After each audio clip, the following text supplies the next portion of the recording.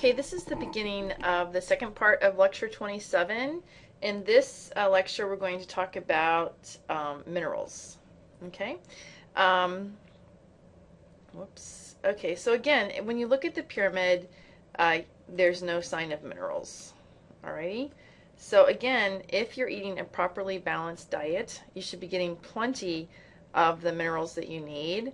Sometimes the problem is people don't eat a balanced diet, and then they don't get the necessary minerals, or they eat too much processed food and get too much of certain types of minerals. So that's normally the problem there.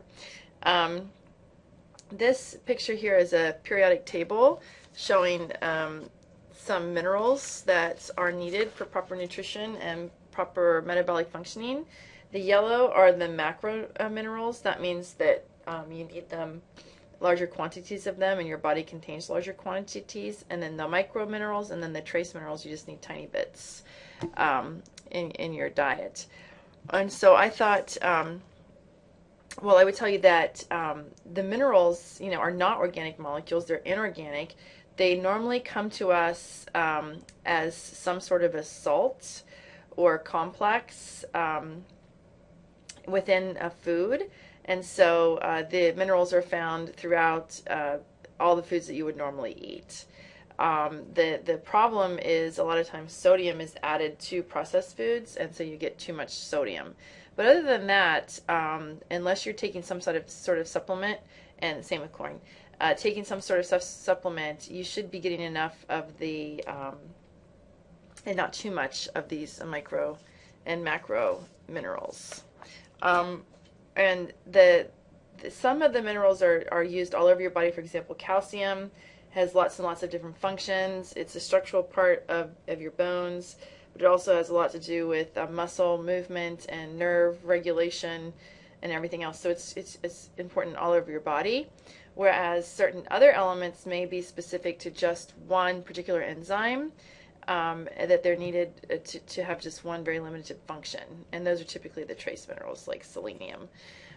Okay, so I thought rather than talk about all these minerals, again, if you're interested, you can look up on the internet nutritional minerals and learn where you get all of these and what all their jobs are, but I just don't have the time to tell you about all of them.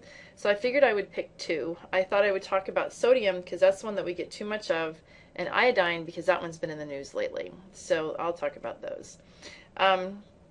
Now, it's important also to recognize that when these minerals are taken up into your body, they're in the form of the ions. So it's not elemental sodium metal, but it's the ion sodium, and it will be with some counter ion, and it could be in a variety of forms. Table salt, of course, is sodium chloride, but there's all different types of sodium salts that we consume. Okay, so the purpose of sodium is necessary to keep the water content in blood constant. So if the water content decreases, that would be a situation where you're dehydrated, for example. The kidneys trigger an increase in blood pressure because it's going to, you don't have as much fluid. If you decrease the amount of fluid, then the kidneys are going to increase the blood pressure and have your arteries clamp down harder to maintain the blood flow throughout your body.